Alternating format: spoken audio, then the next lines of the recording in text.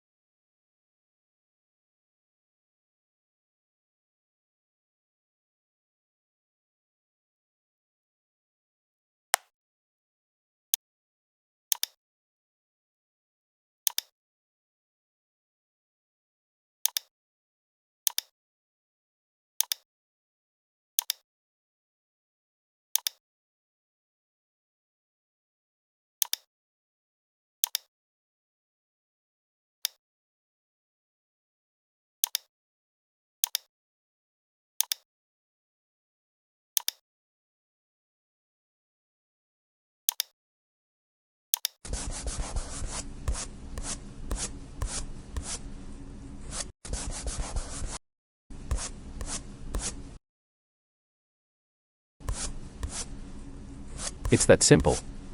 Just follow these steps, and the acne will be naturally removed. Now, take a look at the before and after results. Your only support for us is sharing the tutorial, leaving a comment, liking, and subscribing to our channel. Until the next tutorial, stay successful.